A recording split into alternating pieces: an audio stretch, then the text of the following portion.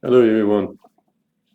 If you are one of those people who take offense quite easily, then I'll have to ask you don't listen further, let it go. Because I'm going to speak about Winston Churchill. And this Winston Churchill is of course a hero of many Britons and many other people in the world. And basically he's a hero for them because he said something. He said that he intends writing history and therefore history will be kind to him. Yeah, I'm just quoting his own words to you. But there was another side of a man which comes out in my books, and they are in many, many of these books, because I myself have no time whatsoever for Winston Churchill. And I certainly don't consider him a hero. I don't consider him special at all. I think he's a damn shyster, a war criminal, who should have been executed in 1899 already and sadly wasn't by the Boers. And so we're going to make this video and I hope to keep it short, which for me means just over an hour or around about there. Even though, to be honest with you, I can speak for days about this fellow and bring you the other side of him, which is not in the history books, but it's true nonetheless. And I can prove every fact. If I say to you that he was a drunk, then I have people actually who can testify and did testify in their private diaries about how he was so drunk at one cabinet meeting in 1944 where he actually wanted to do what? He wanted to bomb Tokyo, yes, the Japanese imperial empire at that stage, wanted to bomb him with poison gas. So you see, the problem is not so much if a man is a drunk or not. It is when you start acting when you are drunk and you're in a leadership position. We'll also look at his corruption. We will look at Bengali. We will look at Mers-el-Kébir.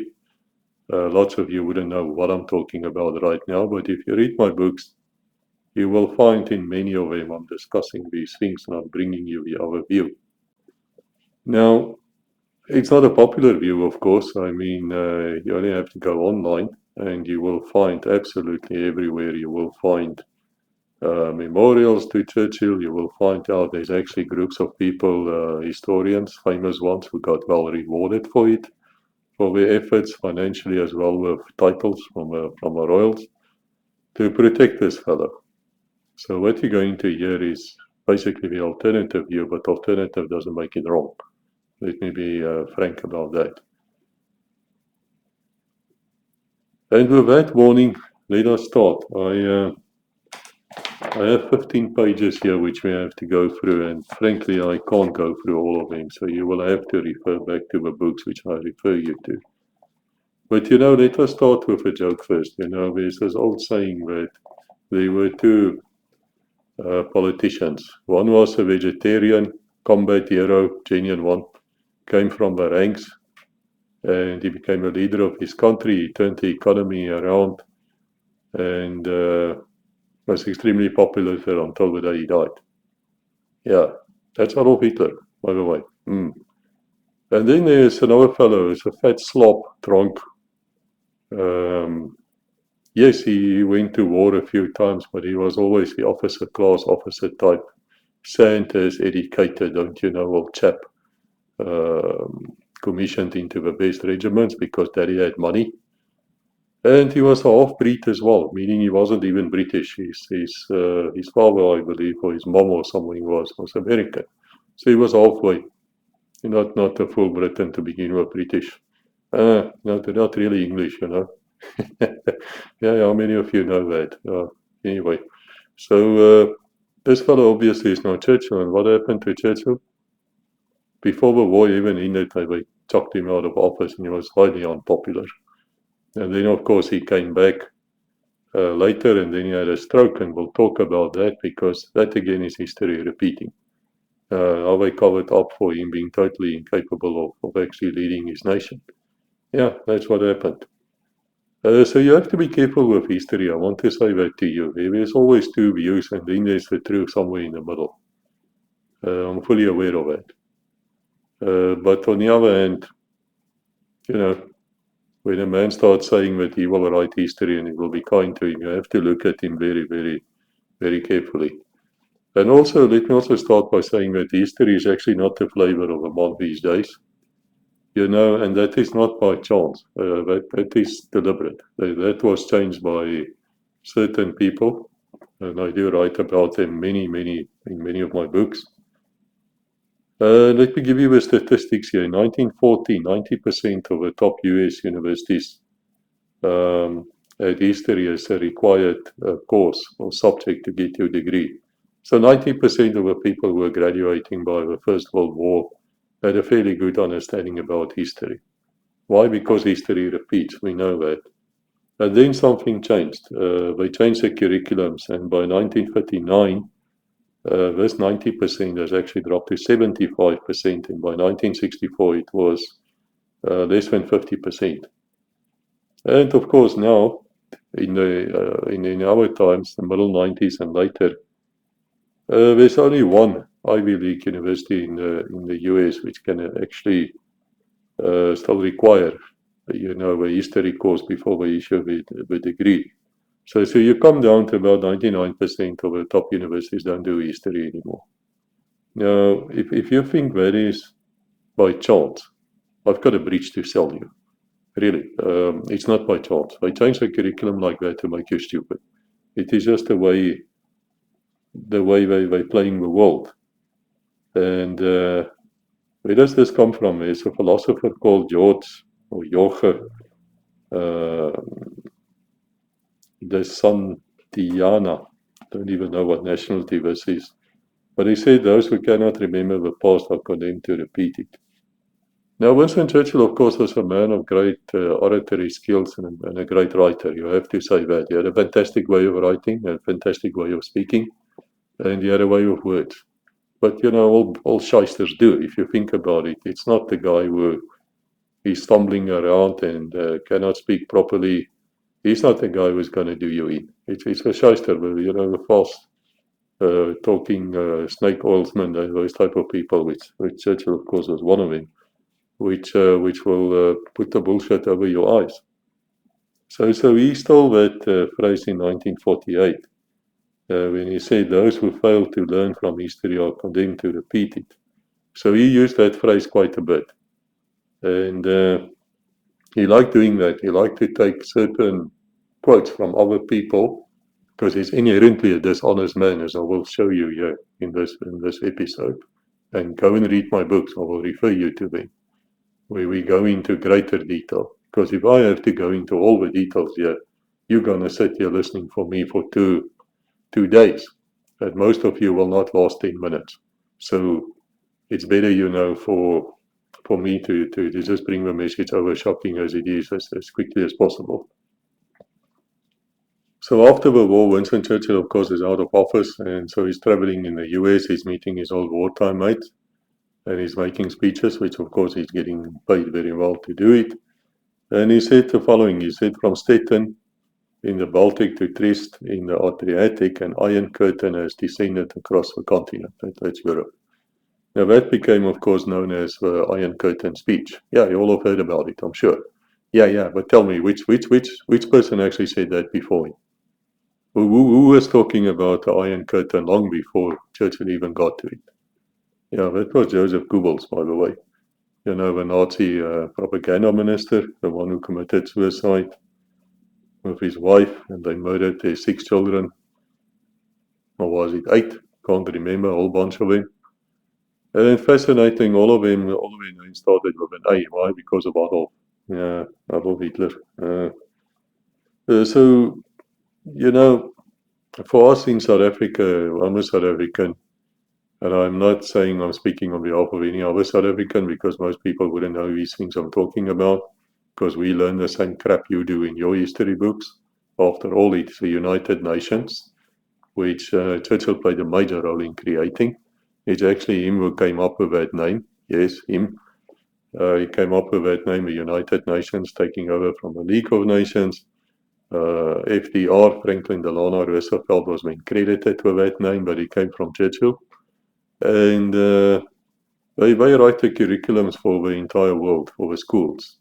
And the ones behind that curriculum are what? Jesuits, yes. So you get these Catholic principles which comes into the schooling system as well as your universities and so forth. It's not by chance once again, but read my book, Oath of Evil, The War on Protestantism, and you will find out what I'm talking about. I'm not going to explain in detail. I did make a video about that, but read the book. It's 651 pages of facts, biblical, which will explain a lot of things to you. And then this Churchill, of course, was also a 33-degree Freemason, which means he was a Satan worshipper. I don't care what you say, that's what I'm saying. That's what it's about. If you're at that level, you know who you're serving when you're a Freemason. And we also know what the Freemasons are controlled by who? Yes, they are controlled by the Jesuits. Again, it's a Catholic thing. And he was also a Druidic priest. Do you know that? But you also know that he said, quite often he said he didn't believe in any life after death. He believed there'll only be darkness, and he was a depression sufferer all his life, basically.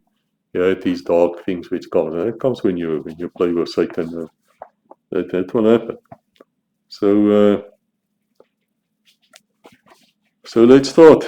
Let's look at his first nonsense he was talking about. Now, basically what happened is he came to South Africa at the Transvaal, and also in the Transvaal Republic as well as the Free State Republic, basically declared war against the British Empire in 1899, and from that came the concentration camps. It's a modern concept. It's the British Army who started that, the concentration camps.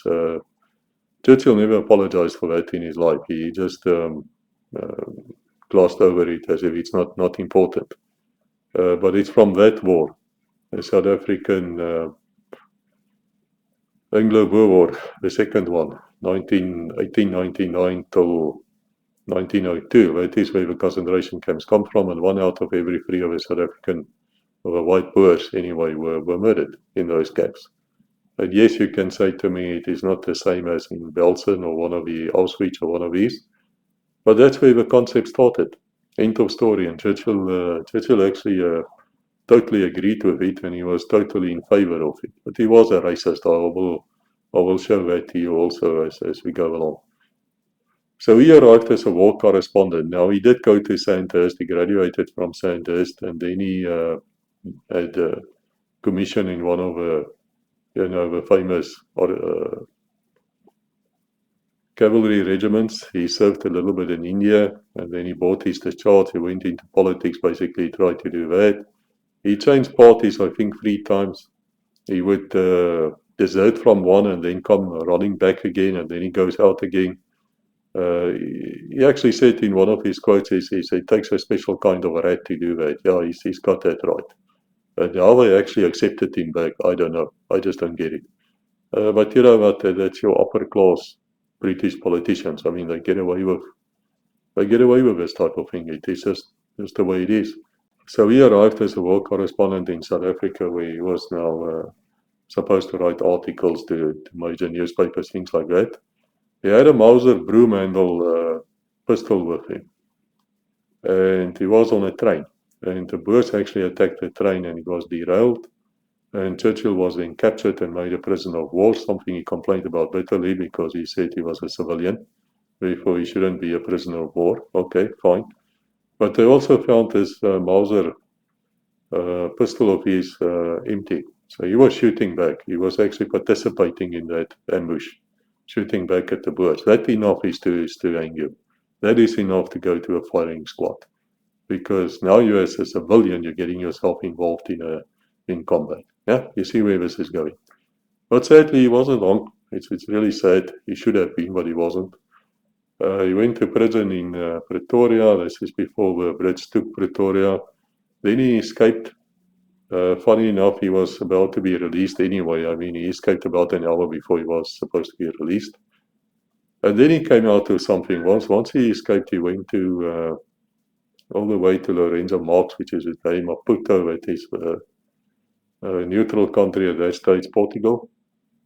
Funny enough, that is also the way which the Boer president of the Transvaal Republic, Paul Kruger, that's where he escaped with the Portuguese, or perhaps a Dutch, I'm not too sure anymore. He escaped on a warship there, went to the Netherlands, wasn't welcome there, ended up dying in where? Swineland, Switzerland. Yeah, funny enough, quite close to where I lived in Lausanne. And I would actually say to the Swiss, thank you for taking care of our former president. But they would look at me like the dumbasses they are. Yeah, that's my best look for a Swiss person. If you don't like it, I don't care. But the swine didn't know what I was talking about. It is quite funny. They had no clue. They had no clue about their own history either. Well, they don't even have a history, but I thought they would have known that. But no, they don't. They don't. But anyway, doesn't matter. And so he died there, and of course there's a Kruger millions and these type of things people still write about. But while this Churchill idiot was escaping, he swam, according to himself, a mighty Apis River. And now the Apis River still exists. You can go there and you can urinate right across it. It's really not a big river. There is nothing, I'm tempted to use an F word, there's nothing mighty about the Apis River. But according to him, he swam the mighty Apis rivers. And that actually made him, because he went on a talking tour there in the US. As I said, he was half a US citizen anyway. And so he went there, he spoke his nonsense, he wrote a couple of books, he became quite famous, and that opened the door for him to go into Parliament. In the First World War, he actually did better than what people give him credit for. His attack there, which the Anzacs are talking about, forcing the Dardanelles there in Turkey, was actually, in the Ottoman Empire, of course, was actually a very good idea. And it's one of a few things which I give him credit for. But I just want to say to the Anzacs listening to me here, by the way, France is that country, they lost more people than you lost. But they don't even remember it. To them, it's totally unimportant. But of course, for the New Zealanders and Australians, Anzac is a very, very big deal and good for them too. That's also where the Royal Navy completely failed. Churchill was then in charge of the Royal Navy. He was saying to them, it doesn't matter if you lose a warship or two, just force that issue, just get through. But of course, they couldn't and they didn't. But you can read about this in my books. I think Codename Lees would actually be one of the books where we talk about that as well. Then after the war, Churchill wrote a few books, of course. That's part of his corruption. That's how he got paid. And in it, he revealed and he betrayed Room 18. Now, Room 18 for you history lovers here, you would know that is where they broke the codes and the ciphers. And he broke that totally. He exposed this in his books. And then in the Second World War, after that finished, he wrote his books again. Fantastic books, worthless as historical books because it's just his own crap. But they read fantastically well. And there he didn't say a word about Ultra and Enigma and breaking the German codes. He didn't say a word about that in ciphers, not a word. You can read about it in Codename He Did. And the reason why he didn't, some people say it's because he learned his lesson. You shouldn't betray these things after war, because you still, you don't want everybody to know you have that capacity. But everybody knew they were doing it. And the real reason, probably, this is just my theory, is that he didn't want to say to the world that he actually knew what the Germans were up to, simply because that would make him a lesser of a politician. Because that would make him, so what? So if you read the other person's mail and you now go out in public and say, I think this one is going to do this and this, and we're going to do that and that. Yeah, that doesn't make you very bright, is it? No, it doesn't. But if you haven't read it and you had this feeling, and you had this idea, oh yeah, that makes you something special. So what do you think Churchill was choosing? Did he want to be special or did he want to be just an idiot who reads mail? Yeah, there you go. And then came, of course, Dunkirk. And even Churchill somewhere said that at Dunkirk he was extremely lucky because he didn't get blamed. The blame was just going to the guy who was before him, and he said he was very lucky to get away with that. Yeah, he was. He was a shyster who got very lucky. And of course he made his speech to fight on the beaches and all that type of thing.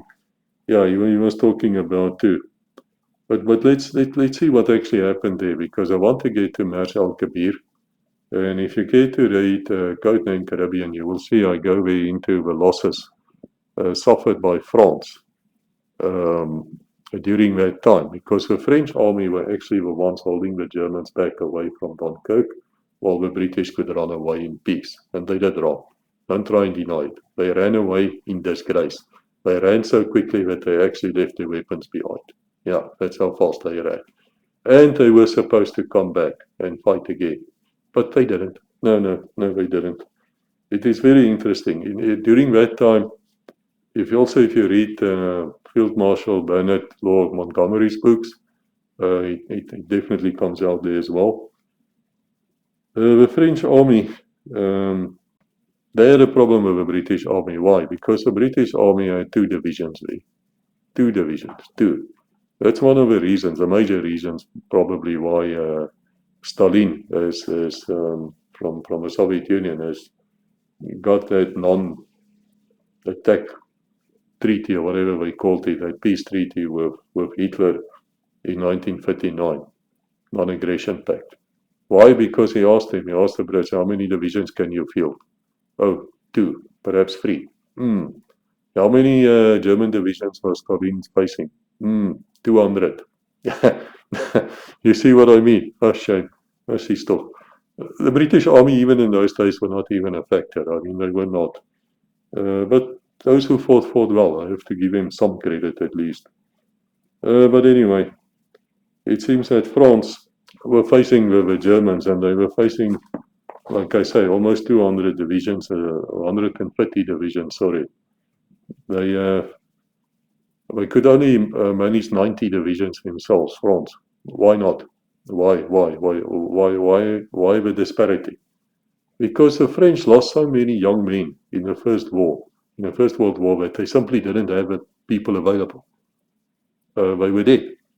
And the children these dead men would have had, if they were not involved in that war, were simply not there. It's the same what Ukraine is going through, or going to happen to Ukraine in the next generation.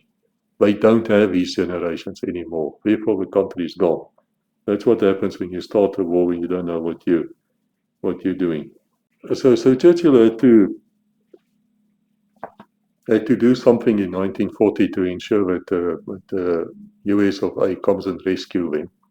Come and rescue the old world. In other words, a new world had to come and rescue the old world. Now, I mention it in a lot of books. Oath of Evil is one of them, where I speak about Satanism, the occult, things like that, and I look at the books of the occultists themselves, where they start predicting different wars. First World War, Second World War, Third World War. If you are interested in that, go and look at that book. But you will find out there that they predicted the First World War to break the empire and to punish Germany. Why? Because Germany is where the Protestant movement actually started in force. It was going on in other places as well. It's always been there. But with Martin Luther, it actually became a mainstream thing. So Germany had to be punished.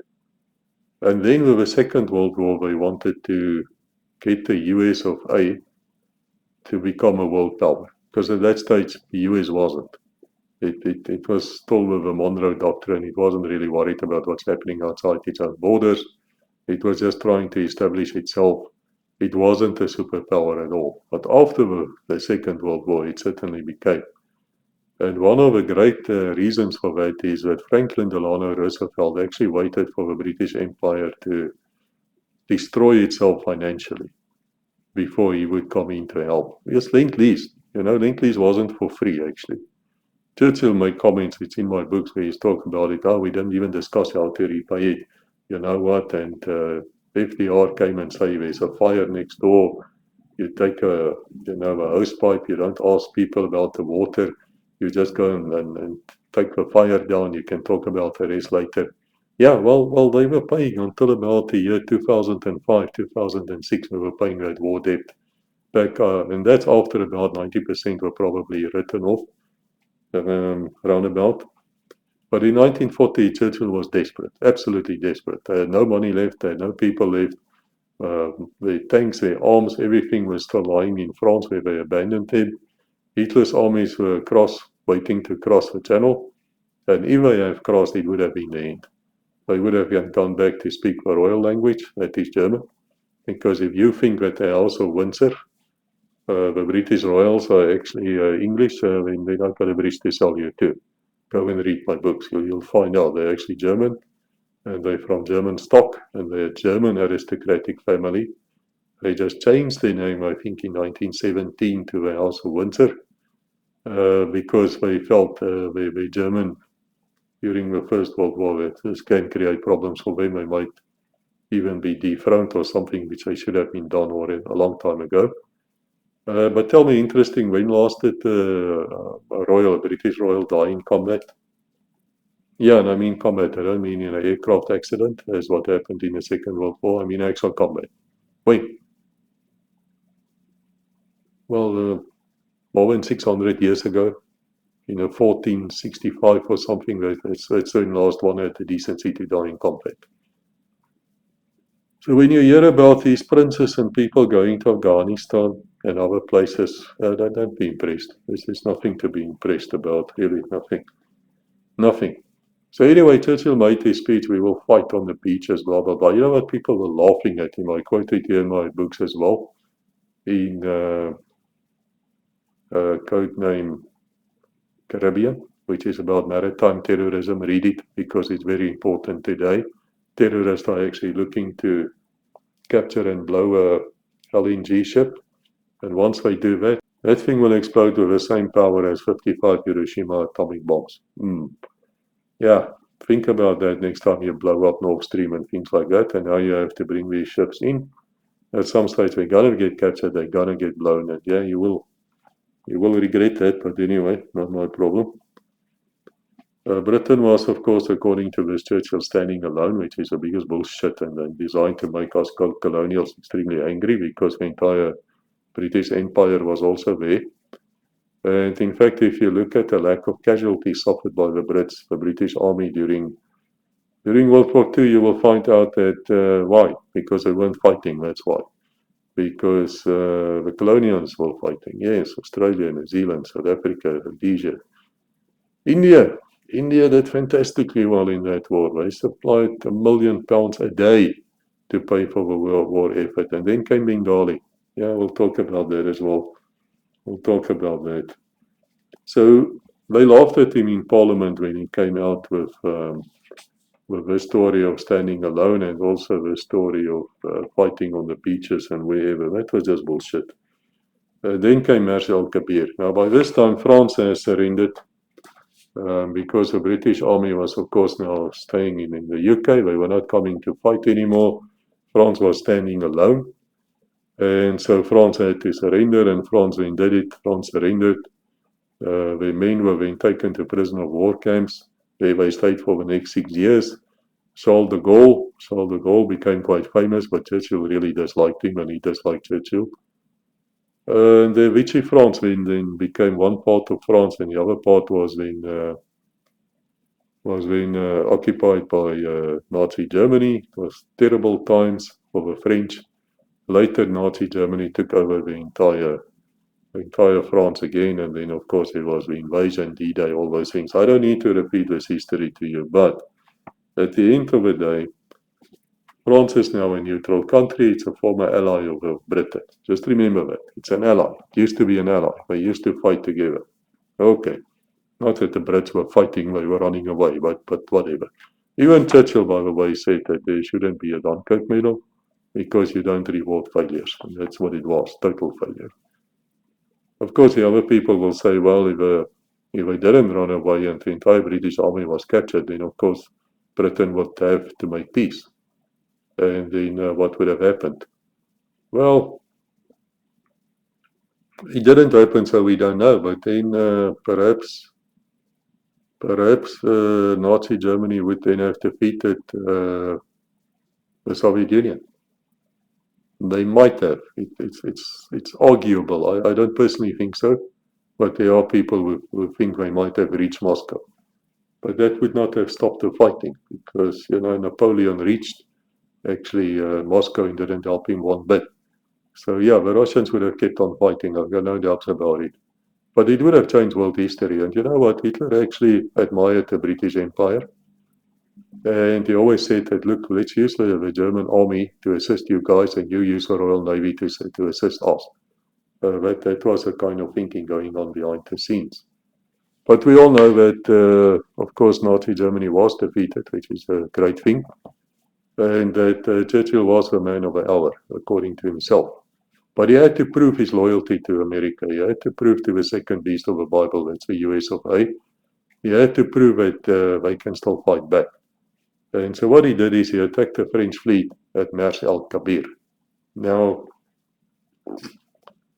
I spoke to some people about Mers-el-Kébir. That happened in 1940, just after France surrendered. And they didn't even know that anybody died there. They were thinking like, oh, well, the British, the Royal Navy arrived and they just shelled a few ships and they left. No, that's not what happened, idiot. What happened here was the French Navy was actually lying at anchor, yes. So they were not at war stations and they were definitely not steaming out where they could fight back. Because to fight in a naval battle with guns, you need to maneuver, you need to move. You can't be a stationary target. And many of these ships can't even fire their large guns when they are lying at anchor. It will damage the ship. But they did, by the way. And it takes time to get steam up on a battleship and a large Navy vessel with the technology of those days. So basically they arrived, the Royal Navy arrived and they gave an ultimatum to the French Navy to surrender and to sail to the West Indies and to lie there. Why? Because if the French Navy, which is a powerful Navy at that stage, still much more powerful than the Royal Navy today, I mean, do I have to again to say to you that the Royal Navy is one of those navies which have more admirals than fighting ships? People don't know that. Or that I could fit the entire British Army in one of the soccer stations and half the seats will still be empty. It's fascinating. Yeah, they have more horses than tanks, Really mighty, isn't they? Anyway, so the French Navy actually combined with the Italian Navy, which was also quite powerful. And they then combined, say, with the German Navy, which wasn't powerful, but it was there. They could have cut Britain off at least. That would have been the end of UK. They would have just cut the convoy routes. They could have done it. But luckily, once again, this Churchill got lucky. Satan does look after his children. There's no doubt about it. So he decided that he's going to attack the French fleet as a message towards the US to show that they are ruthless and they will keep on fighting. And the French said to this admiral, I think it was Cunningham of the Royal Navy, who said it was an absolute disgrace what happened that day. He's deeply ashamed of it. That was the commander of the Royal Navy there, deeply ashamed of what happened. And they said no, they were not going to surrender and they're definitely not going to sail out and they can't do it anyway without instructions from above. And so the Royal Navy opened fire.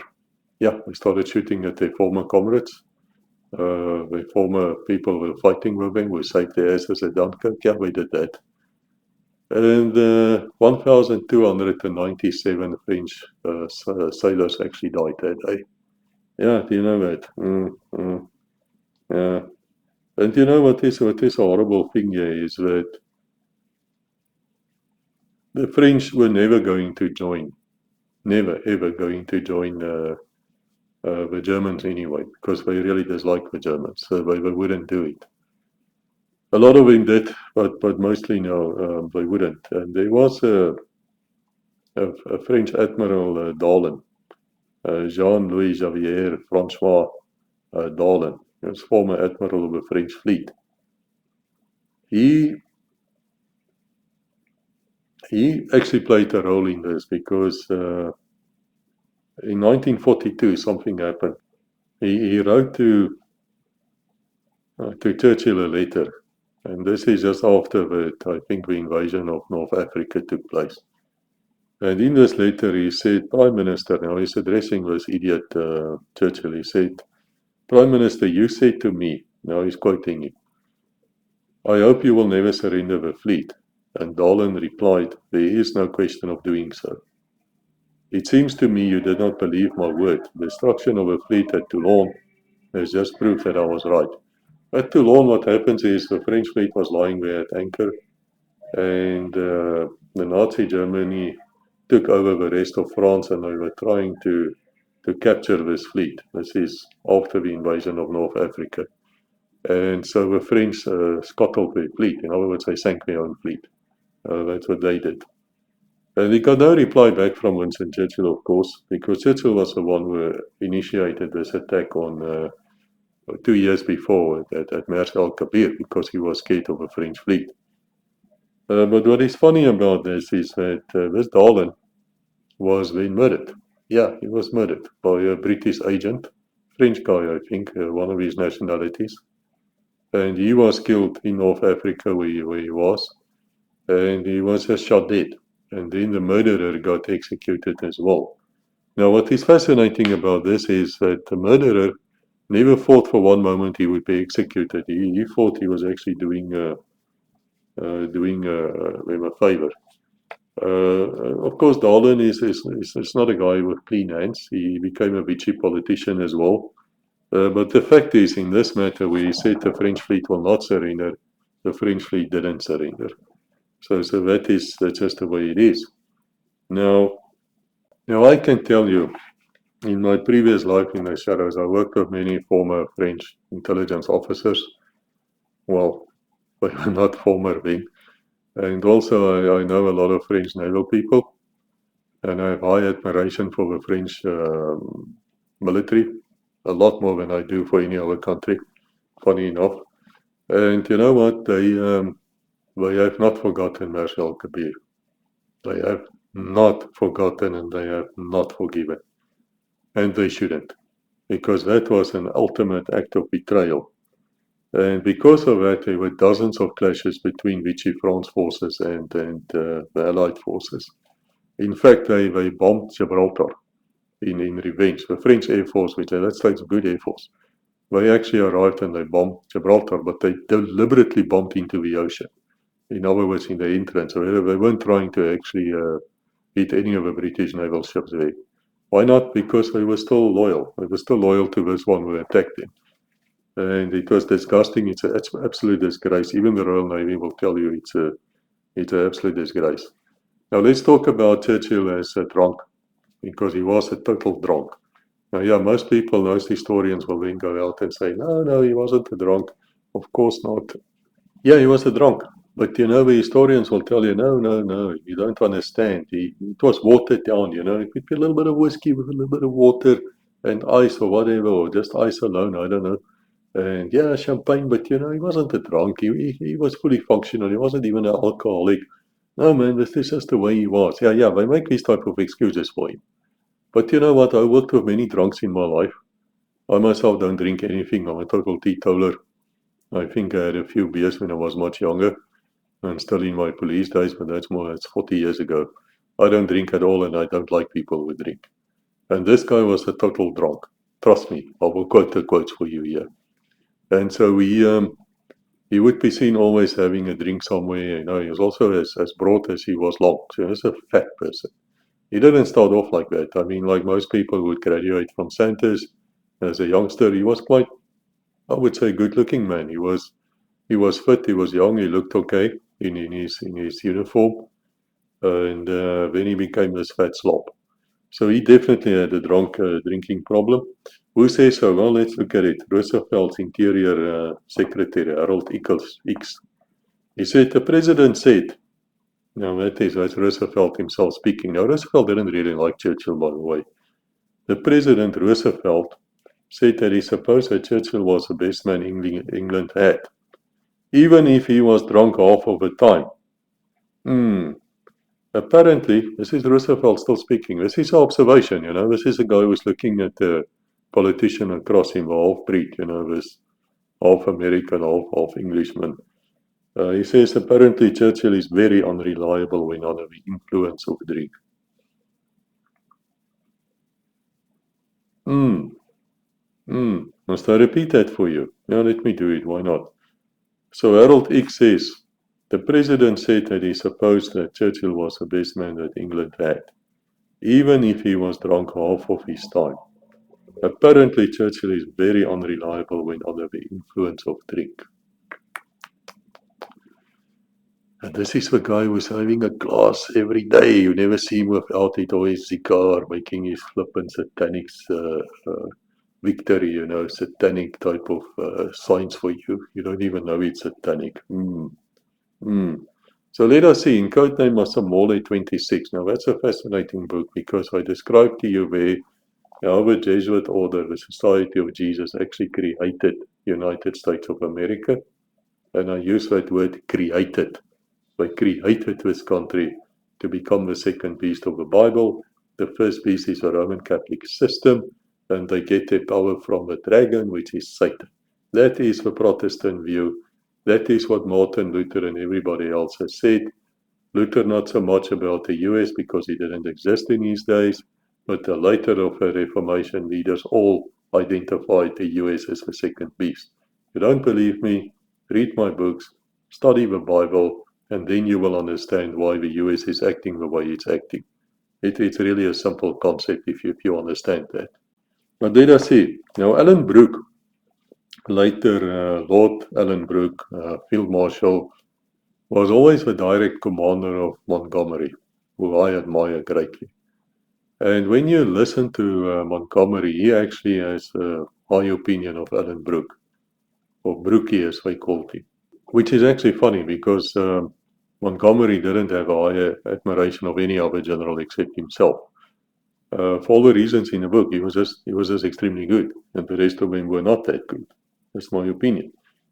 But anyway, so Alan Brooke wanted command. He actually wanted command of the invasion of Sicily. He had command in France for a while in 1940 when Lord Gott, when he ran away back to the UK, and then of course I think Lord Gott, Gort or God, what's his name? He actually ended up I think in Malta as a governor there before he died. Very brave man. But he wasn't a general, wasn't the general's ass. He should never have been more than a captain or a major, perhaps. That was his level of command skills. So Brooke actually took over, and then Montgomery took over for a few hours, and then they fled across, with Dunkirk. And what did he say? What did Alan Brooke actually say? He never held a proper army command again, by the way. He was command of everything. He was a chief of the Imperial General Staff, but he was never a field commander again. But he kept a diary, and he's talking about Churchill now, this hero of yours, and he says, this is Churchill. Churchill knows no details. And there you go. He's got no details because he's drunk all the time. Has only got half the picture in his mind. Yeah, there you go. So he has no details, and he just grabs whatever he hears. He reminds me a bit of Donald Trump. He talks absurdities and makes my blood boil to listen to his nonsense. Yeah, because that's what he is. It's nonsense. Do you get angry with Trump? He's talking his nonsense. Huh? He's talking the shite about Russia has lost more than 1 million men. No, idiot. That's Ukraine. That's not Russia. Let me explain the details for you.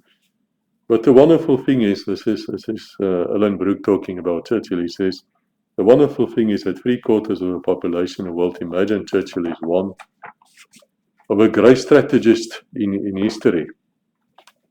A second Marlborough, which of course was family of Churchill on his father's side. And the other quarter have no conception of what a public menace he is. There you go. Hello.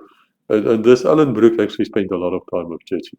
So if he says this type of things in his private diary, then of course you can take it for granted. Yeah, he must have observed this guy closely for many years during the war years, and he was not impressed at all.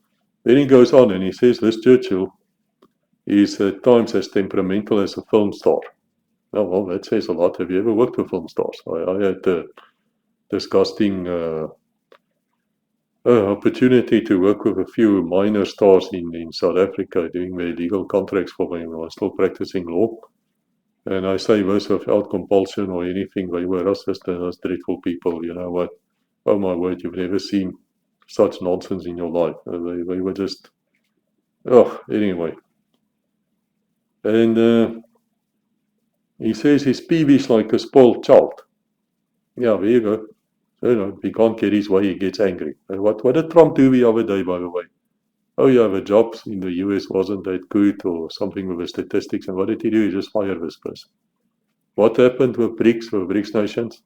Oh, we're not listening to him, so oh yeah, now we have tariffs. Yeah, we're gonna have tariffs on all of them. You see, history repeats, guys. It's worth your while to actually know history. So for once, you can actually say Trump and Churchill is the same person. I'm sure he will be very happy about that.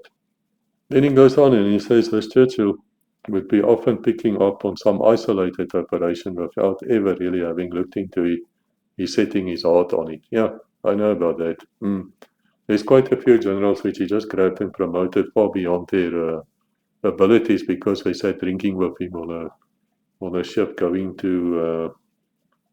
all the way to the US to go and beg again there for money or whatever. Reminds me a bit of a Zelensky, isn't it? Even our own Premier, Jannie Smits, at one stage wrote him a letter and say, well, you know, Winston, you are now the person who can get the US to pay for the war effort. And that's perhaps your greatest contribution. Yeah, that's exactly what it was. But what the idiots didn't realize is that they needed to break the British Empire. And because of Churchill and people like him, the British Empire got broken. And then the US as the second beast emerged. It's very fascinating when you start looking at the biblical prophecies and the satanic prophecies and all of them, and you start looking at history and you get all of these things together. So anyway, at some stage, this Churchill now wants to invade Sumatra, which is here in the east. And this is against the advice of all the admirals, all the generals. And at that stage, of course, the campaign was going on for island hopping ones to get to Japan. And nobody else wanted to do that, but you know, Churchill, once he gets an idea in life, he just carries on and he wants this idea to be done, and it doesn't matter what his admirals or generals say, he just wants it done. Okay, and this then Lord Ellenbrook, he then said, I began to wonder whether I was Alice in Wonderland, or whether I was really fit for a lunatic asylum. I don't know where we are or where we are going as regards to strategy. And I just cannot get him to face the true facts. There you go. Here's a politician who can't face facts. He wants his own way. Yeah, it reminds me of Trump. And he says Winston Churchill has no long-term vision. Yeah, that's true too. He doesn't. He's a drunk. How can he have a long-term vision? In all his plans, he lives from hand to mouth. Yeah, that's it. You see, that's what they do, these drunks. I've dealt with quite a few of them. They're sad cases, to be honest. They can't think far, and they try to cover by just thinking in front of their nose all the time. They're not capable of strategic thinking once they reach a certain level. So this Churchill is living all his plans, he lives from hand to mouth. He can never grasp the whole plan. Bingo, there you go, there you go. Now when you talk to generals, and I obviously talk a lot to generals with my show Legacy Conversations, you will find out that these guys always think long term. They always think strategically. In other words, I will tell you on a tactical level, go and attack that mountain or grab me that post or that breach or whatever. Why? Because they need it for something else. You here at this level wouldn't know about it. You just go and follow your orders. But the generals are, all of them, the top generals, are very strategic thinkers.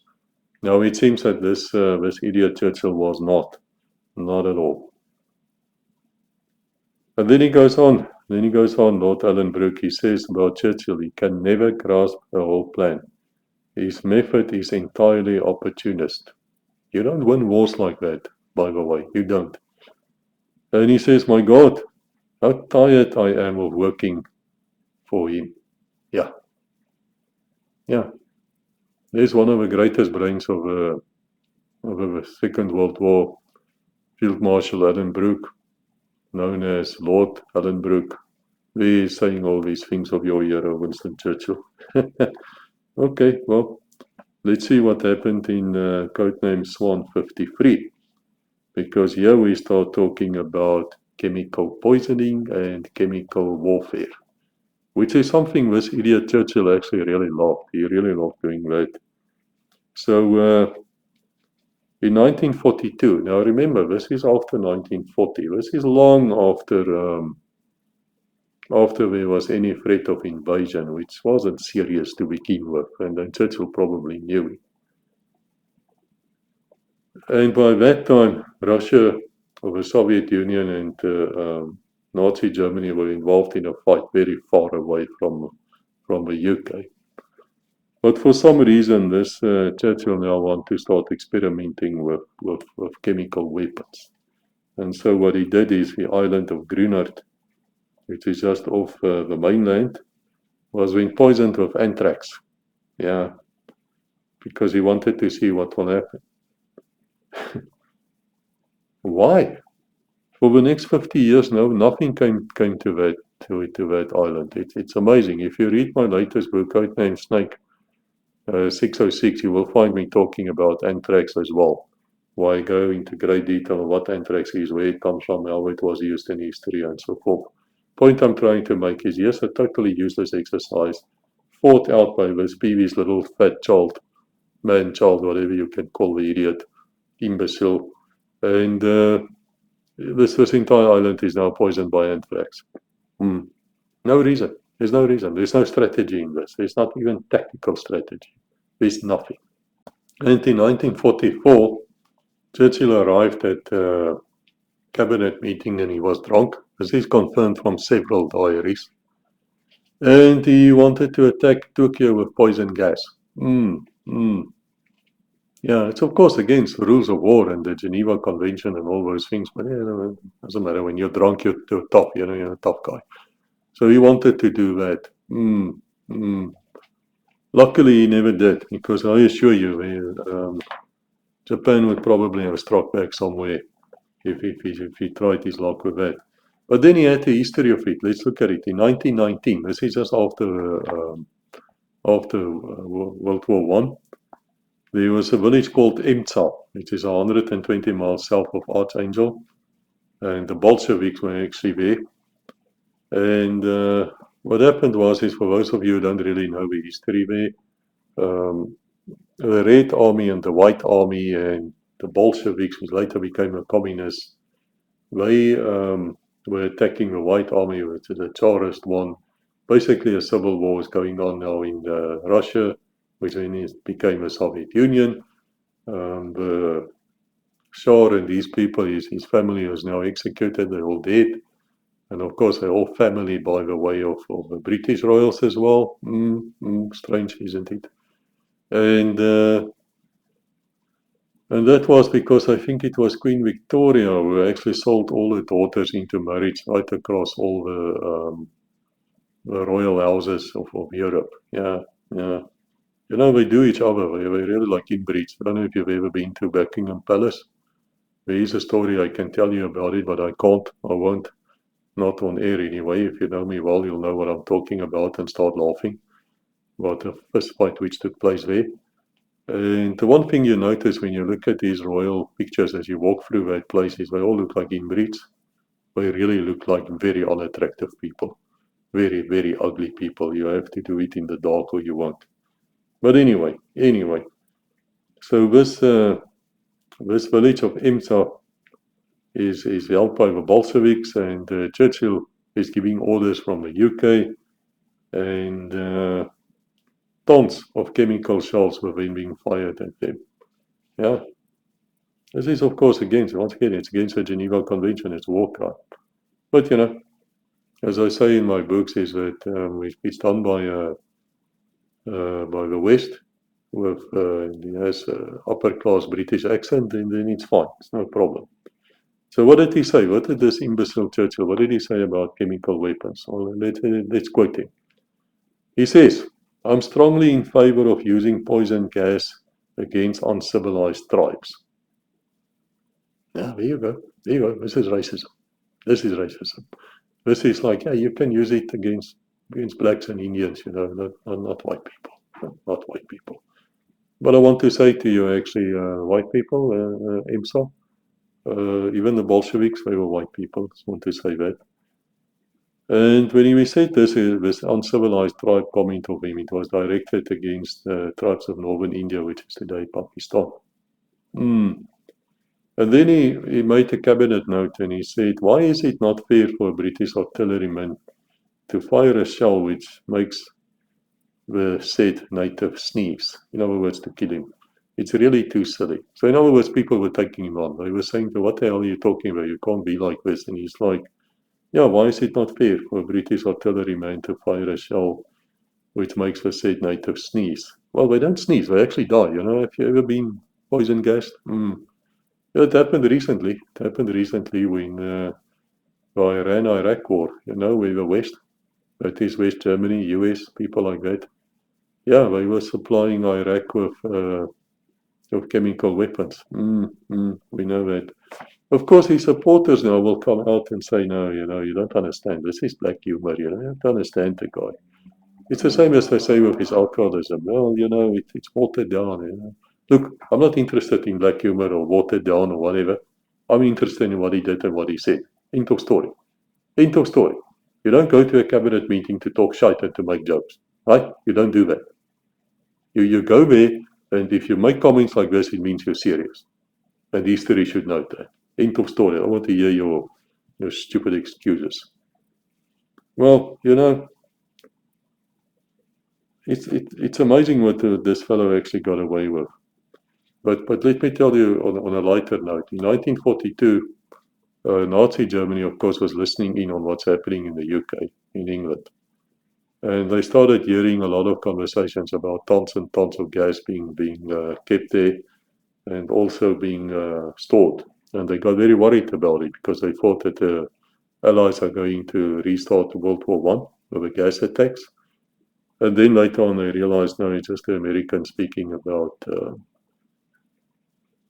about gasoline or petrol, as we would call it. And so that was a misnomer. But it's quite funny now, but in those days it wasn't funny. And in our own border wars, I was told we also had a bomb called the Alpha bomb, which is actually a Rhodesian thing, and almost like cluster ammunition.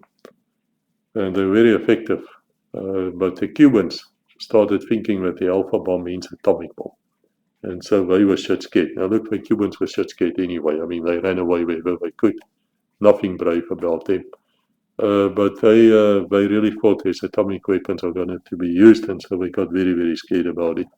In fact, no such weapon was ever used during our time. And on that note, I just want to say there's a lot of people now accusing the US the second beast of, Hiroshima and Nagasaki. From my own personal viewpoint, every right in the world to use an atomic weapon in those circumstances. They had to test it, they had to do it, I have no problem with it. It was Truman who once said you only have to stand there in Hawaii, in Pearl Harbor, and look at the sunken vessels, and then you understand why he made that decision. So, yeah, I've got no problem with that. The problem with that came in later, came in a liberal thing. So anyway, in one of the books, I also look at where chemical weapons comes from. That's actually in Codename Swan 53. There you can look at how it was also used in the Civil War, where they call it stink balls, stink shells, things like that. Very, very interesting. But then, of course, this Winston Churchill in 1943, hunger, a famine, actually broke out in Bengali, which is in India. And now, about 3 million of them actually died because of that hunger. 3 million. Can you imagine that? I mean, millions of people actually die of hunger. And how did this Winston Churchill dealt with it? Let's see. He refused in the first place to divert any food towards India. In fact, he kept on saying they have to pay them £1 million a day, and they have to, whatever food they have to send it for a war effort. And when in cabinet, when he was taken on about this, he asked the question, he said, well, If the hunger is going on like that, why is Muhammad Gandhi still alive?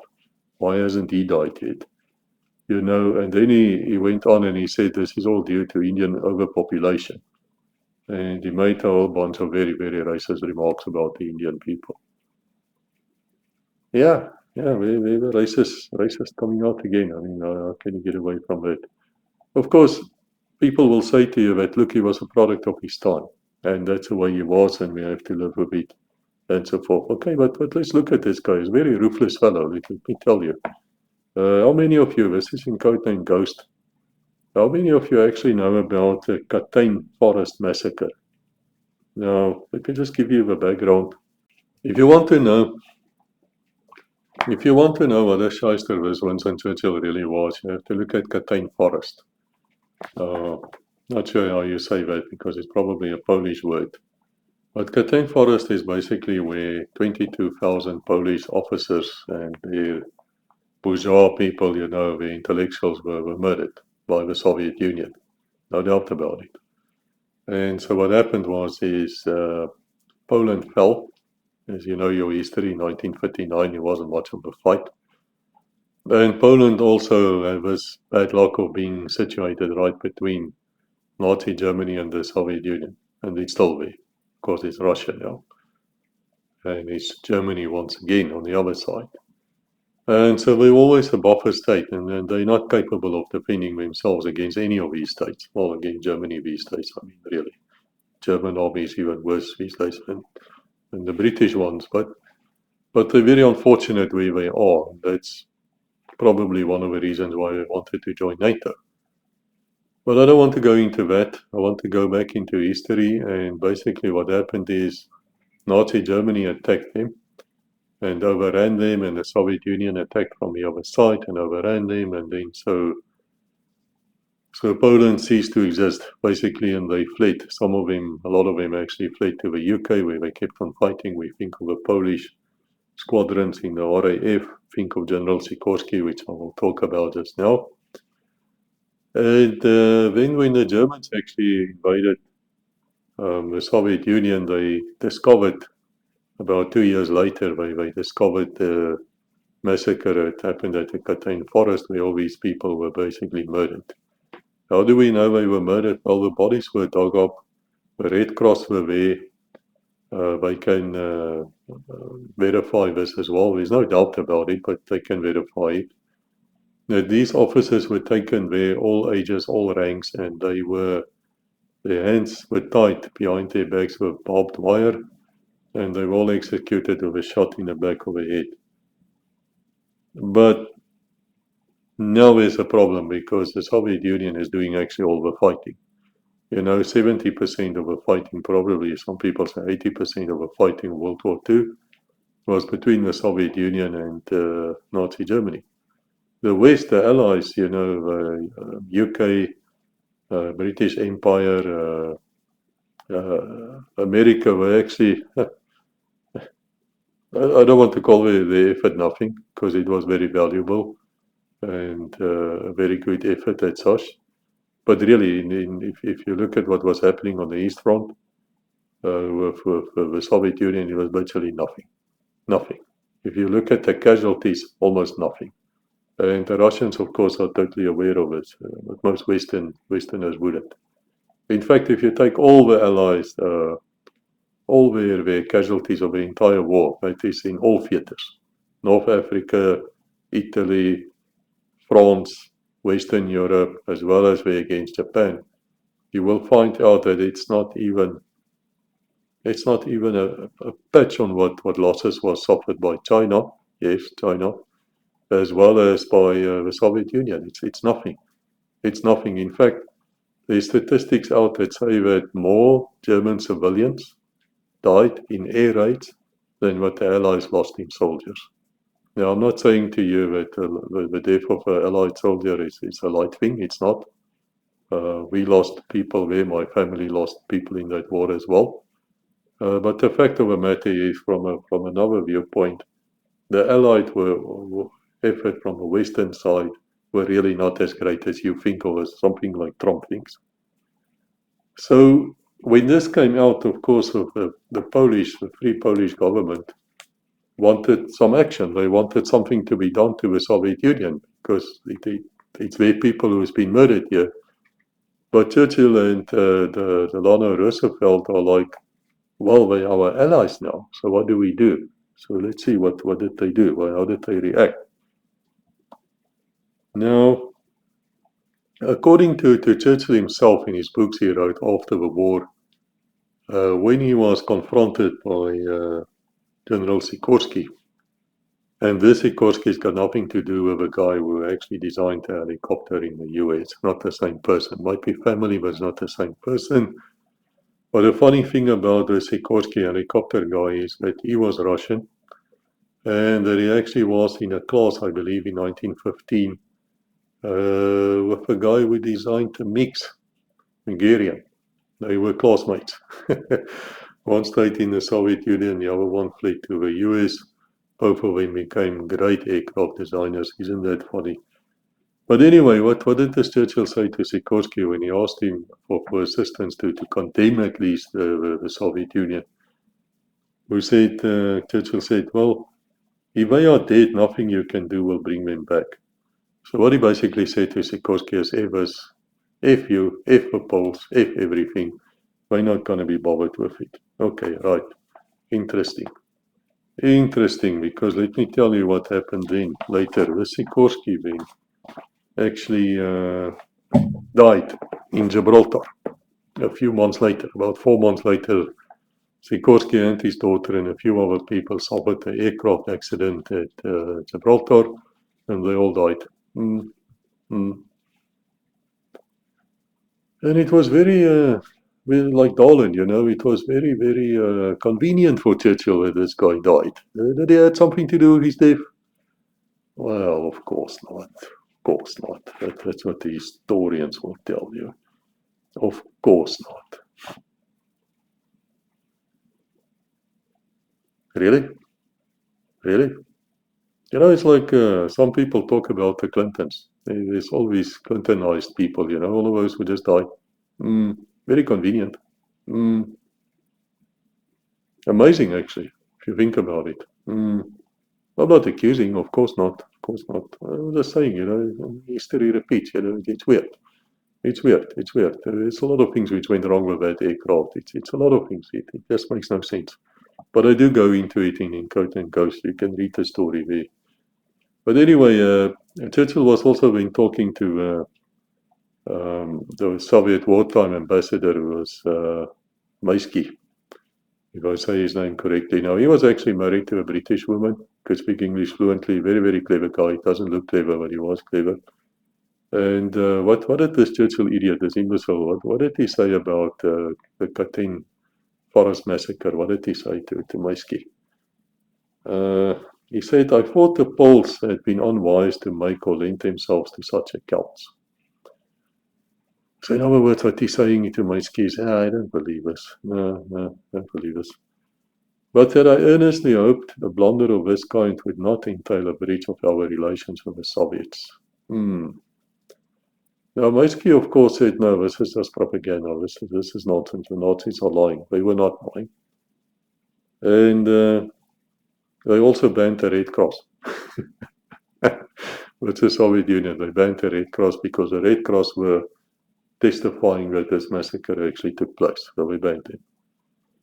And then Churchill went on and he said, we've got to beat Hitler, and this is no time for quarrels and charges. So basically what he said to the Poles and 22,000 dead was, let's not worry about this. Let it go. Yeah, so that was the official response. It's utterly shameful, if you think about it. Utterly shameful. And you can say to me, well, Chris, he had no choice, No, he had a lot of choices. Do you think that if he said to Stalin, listen, what happened here, we're not happy about this, that Stalin would have said, oh, well, in that case, we surrender to the Germans. Really? Really? You think Stalin would have said that? No, don't be idiotic. Of course he wouldn't. Of course he wouldn't. Once the Cold War was when started and the Soviet Union was not the ally anymore, Successive British government started protecting and refused permissions for the Poles to honor the Katyn Forest date. So yeah, so here you go. You would have thought that after the war, the Cold War, they would have then supported the Katyn Forest massacres. No. They were still honoring this truce or whatever they had with the Soviet Union. They were just refusing. So it was only in 1970 that, in the 70s, that actually the first monument to this massacre came into being in the UK. And guess what? There wasn't a single member of the British government when they unveiled this statue, this memorial of the Katyn massacre. Not a single one. How interesting. And as I said, it's in codename Mel's choice as well. Sikorsky then was murdered. By who? Well, I wouldn't say Churchill. I don't know. So let's talk about Churchill, the anti-Semite. And of course, I already said to you he's a racist. Now, you just need to research this a bit. You will probably find it in the Arabic newspapers. You'll find it in my books as well. And of course, people will say, oh, no, this is not true. No, it's totally true. In 1935, he expressed great admiration for Adolf Hitler. No, he did. He also, in 1920, promoted a very anti-Semitic conspiracy theory. And he said something like, some people like Jews and some don't. In other words, he says some people like them and some don't. Yeah, that's true. But then he went on and he said international Jews were actually leading a worldwide conspiracy for the overthrow of civilization. And that has to do with the third temple theory. I'm not going to go into it. Read Oath of Evil, where it's totally discredited, but that is what people like Rubio and all the other idiots were in the US in the cabinet of Trump and even before. That's what all they are thinking is that if they can create the third temple on earth, even though the Bible talks about it being in heaven, then there's going to be the second coming of Jesus, which the Jews anyway don't believe in, because they're still waiting for the first coming, and blah, blah, blah. But they've got themselves into that mess. But it's quite interesting because Zionism as a whole, in the beginning and still today, is rejected by a great many Jews. There's not every Jew would actually consider Zionism to be a good thing. And in fact, they overwhelmingly actually rejected Zionism when it started. Now, it depends on what you mean with Zionism. If it means that the Jews can have a homeland and they can go and live there, well, fine. But you get the other side of it as well, which will say the Jews can have a homeland and they can go and live there and they can kill everybody who's already there or expel them to make space for them. Then, of course, it becomes a bit of a touchy subject. But anyway, whatever. People like Churchill saw Zionism actually as a good thing. They saw it as a way of, divide and conquer, which is a British thing. And they also saw it as a way of getting rid of the Jews in their own country. And so he, as the Minister of Colonies or something, wrote here in, I think, 1920, around about there, he said, in the interest of a Zionist policy, all elective institutions have so far been refused to the Arabs. In other words, what he was doing was to say, okay, let's suppress the Arabs and let's get the Jews in and let them create their homeland again. And there was actually such disturbances going on in Palestine that this is now in the British Mandate area of Palestine. That in 1936 they actually had a Peel Commission to look at this. And what did this Churchill? He was actually testifying there at the commission, and he became very, very racist. And he stated there that white people is a superior race, and therefore black and brown people are inferior. In other words, what he was saying is the European Jews were in Palestine were a superior race, and therefore the black races, the Arabs, they have to make way for them. Imagine if we say this today in modern day. And of course, there will be people who say, but look, you can't really take something which was said then and put it here down today. But let me tell you, even for those days, this was a bit racist, very, very racist. And he went further. And he was now talking about the Palestinians who were taking on the Zionist settlers. In other words, the people who would arrive there, take their land, chase them away, and then, of course, there would be problems. As you can expect it, of course there would be. Nothing is new in life, you know. And he says, this is Churchill speaking, he says, I do not admit that the dog in the manger has the final right to the manger, even though he may have lain there for a long time. Okay, so basically what he says is even if the Palestinians are there, and even if they have been living there for many, many centuries, 2,000 years in fact almost at that stage, even more, they have no rights. They have no rights. You know, they're inferior race. You know, they don't have rights as white people. No, they don't. They don't. And he also said that there were no great wrong has ever been done to the Red Indians of America or the black people of Australia. And the replacement of a higher grade race is actually a good thing. Okay, guys, it's not me saying so. Please don't blame me. It's not me saying that. It is utterly racist. It is one of the most racist things you will probably ever hear in your life. Because we know that in Australia, the Aborigines, you know, that you say that word, you know, they were hunted like animals. Yeah, they were. And they were shot dead and basically replaced from the scum of England. You know, all the convicts went there. Yeah, we're very proud of that. Of course, they're not the scum anymore. I'm just talking about what they used to be. But you can't justify that, and that's why you will see in a place like New Zealand as well as in Australia, they do bend backwards to make up for this.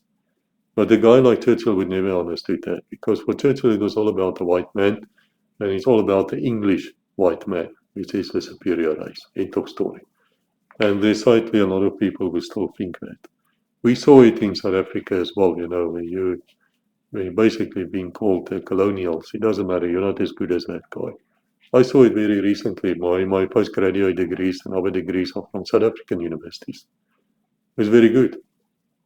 And they're very high standards. But if you go to Europe or a place like Swineland, Switzerland, and you have to compete with a guy who's got a lesser degree from a place like Oxford, guess who they're going to choose? They will never choose the African. And that is latent racism. But I spoke about that in my video called Switzerland Police State of Switzerland. Go and look at it, you'll be surprised. So let's look at his corruption as well, and then we'll end it here. I think we've been going on long enough, because he was as corrupt as any other bloody politician ever. You know, it's utterly amazing to me how people arrive in Congress and they are really not rich people, most of them, and they leave a few years later and they're multimillionaires. How's that possible? Don't you people know about lifestyle audits? Don't you know how to conduct such investigations? Don't you know that it's not normal for somebody like Clinton to leave a White House broke, according to himself, and is now worth $500-600 million, which we know about? When then the others, you know, Lindsey Graham, those people go into Congress or Senate and they are really not rich. They are just average Americans, and then they leave multimillionaires. And none of you actually see a problem with this. You don't understand this. Okay. If this happens in Africa, you would be shouting corruption all the bloody time. Yeah, and it cannot get worked up. Let's look at it. So by the 1950s, this Churchill now is sort of out of office. He's a reject. Nobody likes him. He has to write books and make paintings. Well, wasn't it Biden's son? Yeah, he also made these paintings, which are sold for what? For millions of dollars. You don't think that's money laundering? You know, one of the best ways of actually paying corrupt politicians is book deals. Yeah, that's what you do. No, that's how you reward him. Look at Biden once again, senior. $10 million for a book which nobody will read. Hilarious Clinton. How many millions for a book which nobody will read? The wife of Obama. How many millions? Fascinating, these things. That's how you do it. That's how you launder the money towards him. Churchill now is in big trouble financially because he doesn't have an income. His stock market has crashed. He lost a lot of money there. Also, he's living well above his means. He's got a big house called Chartwell. He's paying his son's debt. He's paying his daughter's debt. He has no visible income actually, except for his books and his paintings. And that's how he's sustaining himself, but he's deep in debt. And of course, somebody has to pay for his debt, and that's where the Zionist Jewish millionaires comes in. This is from my book, When Does It End? Which is about the Jewish army actually rescuing Jews out of occupied Nazi-held France. A very good book, as well as its follow-up, Where Does It End? Read those books. I might write the third one, Why Did It End? Because that's a story which most people don't know about, but it's worth your while to read it. But anyway, but in the 1950s, he's in such dire straits that he's actually thinking he has to sell his house, Chartwell. And it was actually advertised, as containing 5 reception rooms, 19 bed and dressing rooms, 8 bathrooms, and 80 acres of land with 3 cottages and a floodlit swimming pool which is heated. Wow! Wow, guys, I'm living here. We inherited a 4-story guest house here in Patong in Thailand, in Phuket. And we don't have 19 bedrooms. Well, we have 19 toilets, I can tell you that. But no, we don't have 19 bedrooms. This is a guest house. What the hell does one man with his wife needs a place like this? 5 reception rooms, 19 bedrooms. Oof, 8 bathrooms. Yeah, okay, well, they're not very clean people, are we, there on that island without sun? But anyway, he also needed close to about half a dozen permanent staff just to keep this place going. This is a failed politician. Where the hell did he get the money? Huh? But anyway, no, he got it. Okay, doesn't matter. So by 1946, of course, he had to sell it again because, again, he doesn't have money because he spent everything.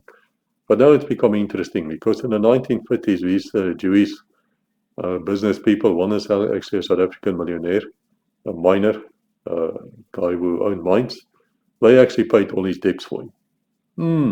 And guess what? Suddenly, Winston Churchill supports Zionism, man. Suddenly, he's a Zionist. Yes, he's a Zionist. Yeah, he paid his debts, and now he's a Zionist. And every time that he gambles, and he gambled a lot, casinos, and he would lose a lot. Yeah, there's some Jewish millionaire would come and just settle the bill, It's amazing. But in fact, he had a damn record of corruption. It started long before. There's a tobacconist called J. Groenbaum and Sats. I wonder what is Groenbaum. What name is that? It's like Rabinovich, It should remind me of a certain tribe. And they would provide him with half a dozen cigars a day. I always see Churchill with his long cigar. Yeah, he had a cigar in his mouth. And for 5 years, he didn't pay them 1 cent. And what did he say? What did he say about it?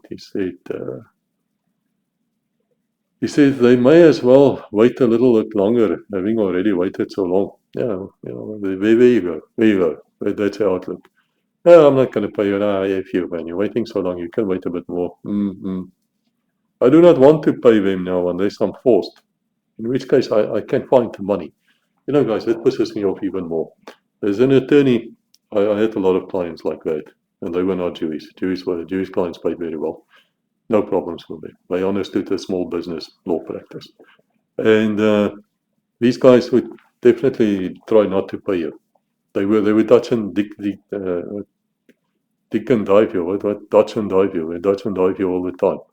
And then it's like not even a lot of money, but for you it's a lot of money because you have to pay your rent, you have to pay your staff, you have to, feed your family, things like that, and it just adds up until you get so fed up that you will not speak to anybody without a huge deposit. And when that deposit is done, you stop working. You learn those lessons, and you learn it in life as well. Because this is a flippant attitude of a loser. It's one of, yeah, I don't want to pay you. No, no. It's not honorable. Think about it. There's nothing honorable about this. I remember my mom. If she didn't get a water and lights or electricity utility bill by, say, the third of a month, she would call the municipality and say, I want to pay you. Please tell me what I need to pay you. Now, of course, in South Africa, they fell apart so badly that you would automatically pay the same you paid the last time you actually got a bill. And then they couldn't even do the reconciliations because they're idiots. All the good people left. And now they're totally gone.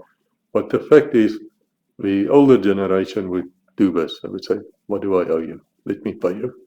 Not this flippant shyster. Then in 1909, he bought his wife a pair of pearl and diamond earrings, which he only paid in 1912. So he's not a guy who's going to pay unless he has to pay, but he wants, he wants. So in 1940, on June the 18th, yes, I've got the evidence, there's a guy called Sir Henry Strakosch, who was a Jewish businessman, of course. And this is while the Battle of France is still going on. And so he gives him £5,000. Okay, £5,000 is not a lot of money these days. But if you work it out from 1940 to say about now, it's about £290,000. So here's a sitting prime minister.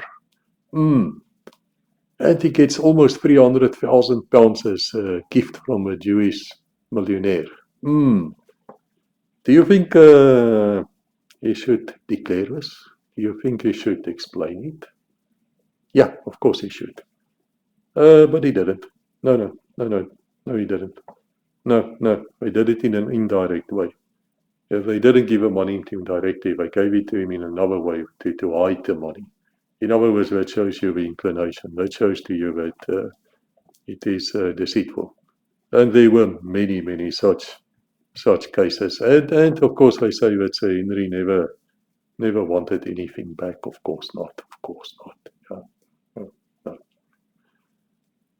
Yeah, no, it's like this Jewish lobby in the US these days, it's like, no, they will spend millions and millions. It's like, what, how much money did Trump get? 100 million on Adelson.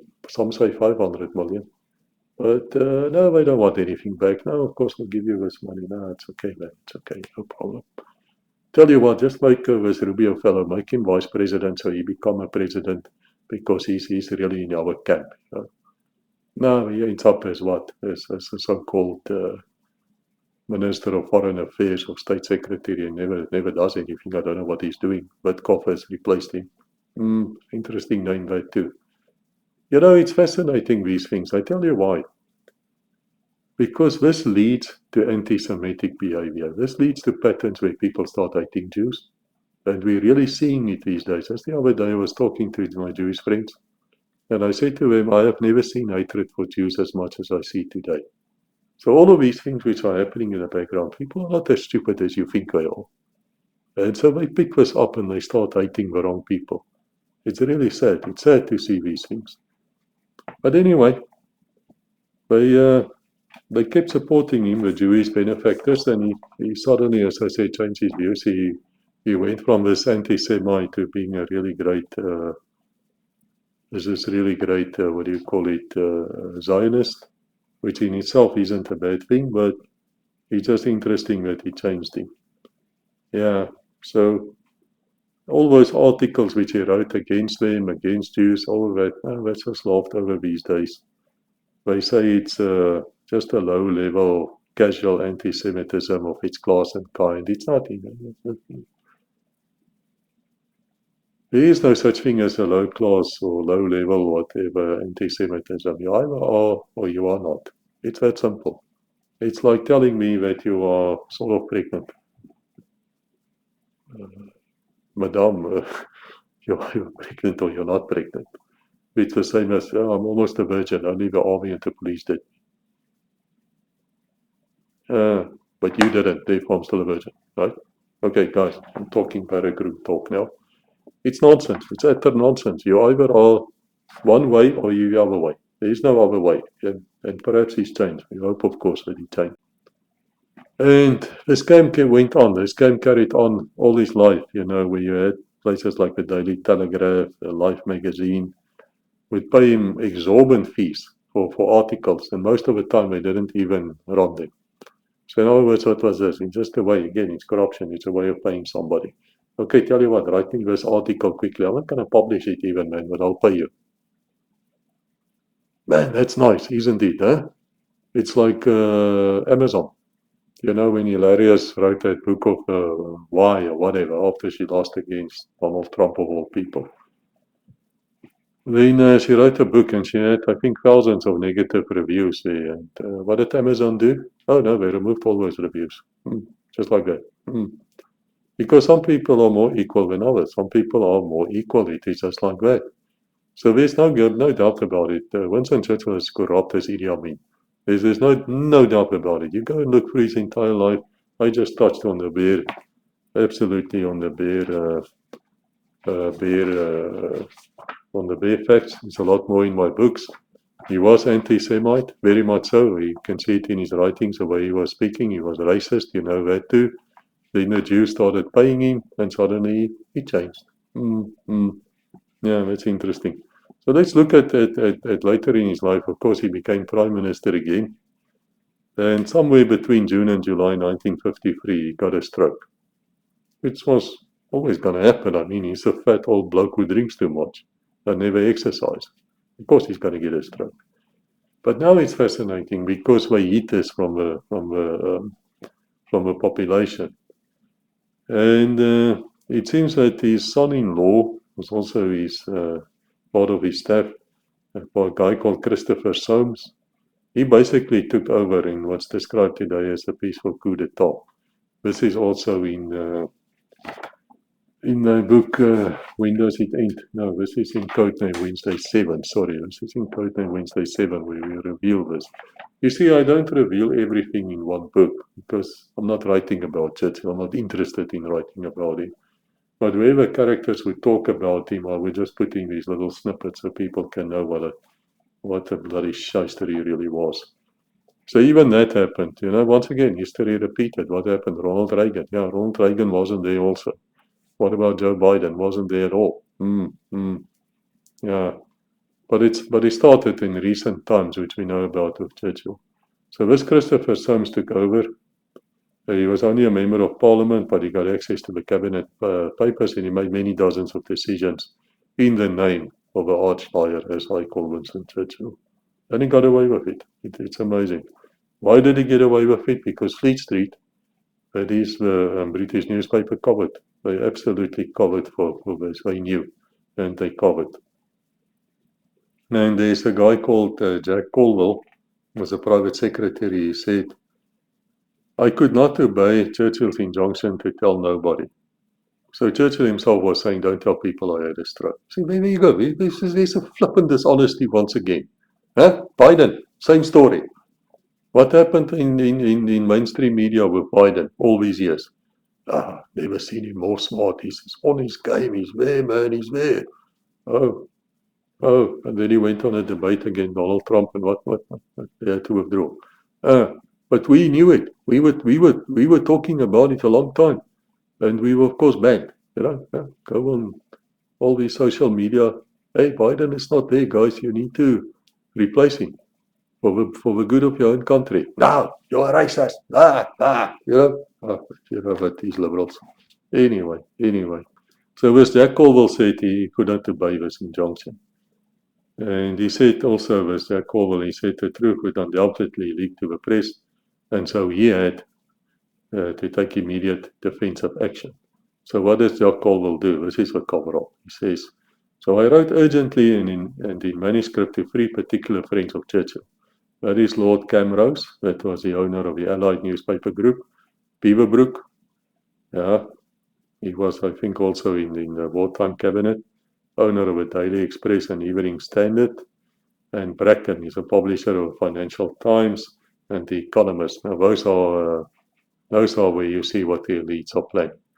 If you want to know what's going to happen in the future, just read those two things, Financial Times and The Economist, and there you see them spelling out exactly what the satanic views for the future actually are. It's fascinating how many times that they put something on their covers or where they put it in their magazines or whatever it is, you see it happening later. For instance, this attack about 2-3 years ago on the 7th of October, Yom Kippur Day on Israel, and you saw these Palestinians come over with their hang gliders, these paragliders. Those things were actually on the cover of Economist publication a few years before. And you can see also in the beginning of the year, they also had something with Putin, as well as the explosion and things like that. No, they definitely are in the know. They know about these things, but read Oath of Evil, that's where you will find out a bit more. And so the Scoville now, he's got them there, Chartwell, the house which Churchill lived in. And he's now in Capus. And he now, of course, is now not capable of leading anymore. And they want these free newspaper people to keep quiet. And they succeeded, because this Jock Colville says,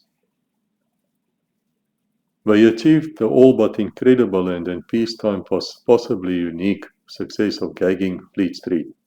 Something they would have done for nobody but Churchill. Not a word of a Prime Minister's stroke was ever published. Yeah, not even Crown Ministers knew that Churchill was not in charge. That's how far the deception actually went. That's me saying it, that's not Colville.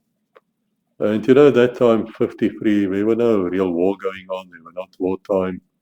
There were nothing really to say that this needs to be done for the good of the people or anything. No, there was nothing like that.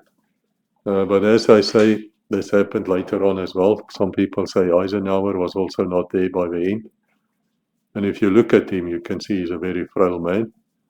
Of course, definitely Franklin Delano Roosevelt didn't even know about the Morgenthau plan, even though he signed it. I talk about that in some of my books.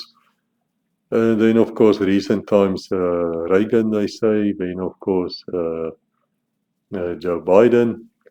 Yeah, and some people say Trump right now. Okay, guys, I've been speaking now for a long time about Winston Churchill.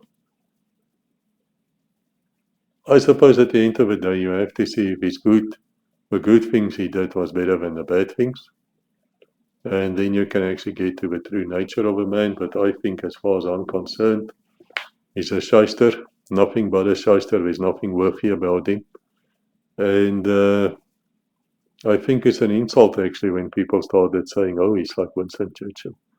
Whenever you say that of a guy like Zelensky, who's one of the most corrupt people I know and ever heard about, I start laughing at you because you don't know history. That's the last person you would actually want to be like. He's like Winston is Churchill. And that's the story on him. Thank you for listening, and God bless until we meet again.